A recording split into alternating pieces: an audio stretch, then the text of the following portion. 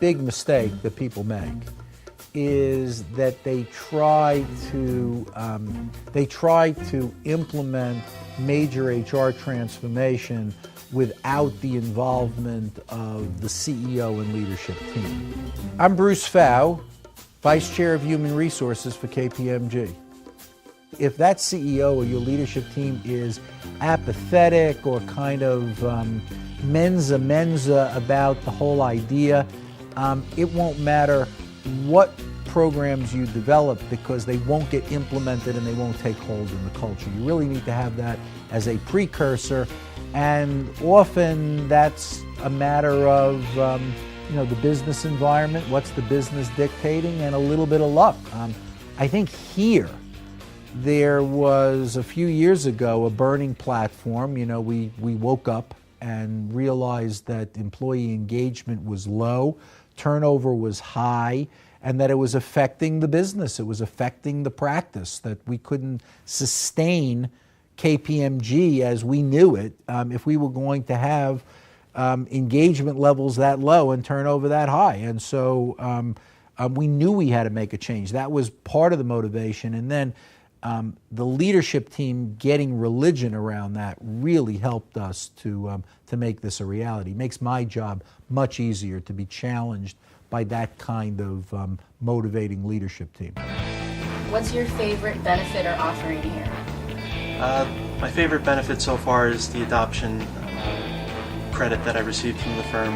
I feel like the people I work with are really my great motivator.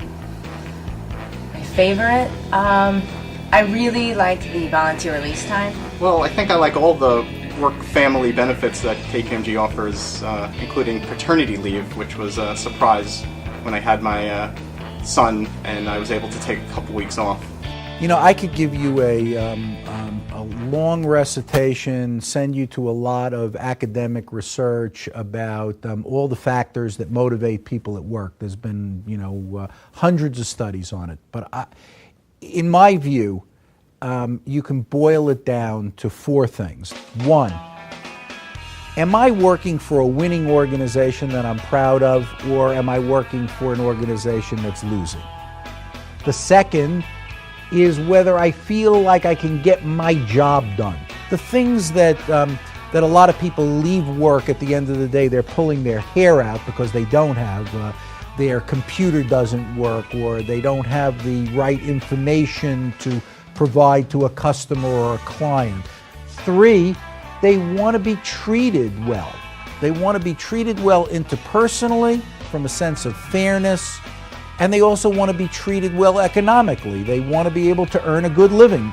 They want adequate rewards. They want competitive pay. They want that our best performers are being paid even more competitively than the best performers in other firms. We want to make sure that people get to share in the annual profits of the firm, and they want to be thinking about their earning power and their careers in the future. So they want good career development opportunities so that their career can progress. And then lastly, and this is true for most people, they usually feel this way, they want to enjoy the work that they do. And fortunately, most people do self-select into occupations that they enjoy.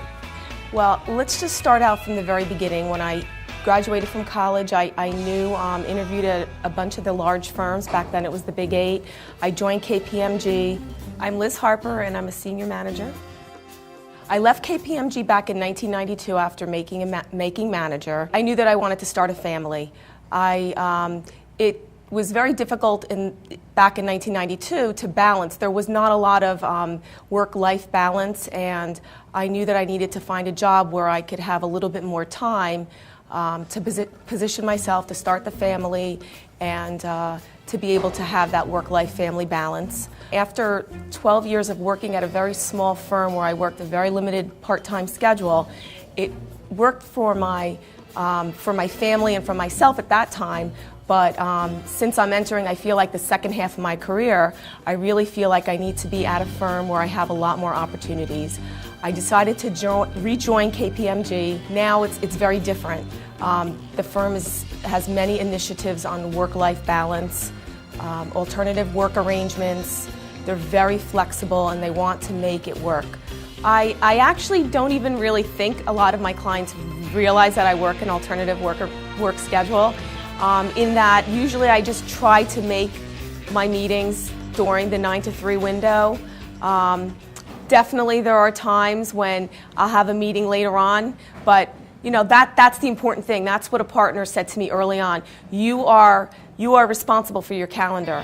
If it's at 5 o'clock, a client wants to have a meeting at 5 o'clock and you can't make it, you have a commitment. For instance, this week, 3 of my children are going to have a holiday on Thursday. What I've done is I've worked around my schedule to take that day off to be able to spend time with them. So that's the key, is balancing. My client needs always come first, but I also need to balance that with my personal needs. What else motivates you to do your job on a daily basis here? I think the career growth at KPMG is phenomenal.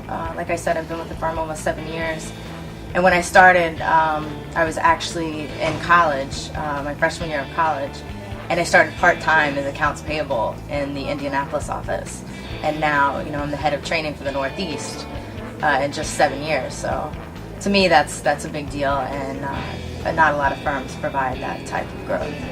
Well, the recognition I get for doing good work and hard work that I get every day from my manager and my manager's manager, who recognizes my hard work, and that keeps me motivated. I had a manager that would draw a smiley face on a scrap of paper and throw it at my head if I was getting too stressed out, just to remind me, hey, it's okay, it's, you know, everything's going to be all right, we're here for each other and we're going to work things out.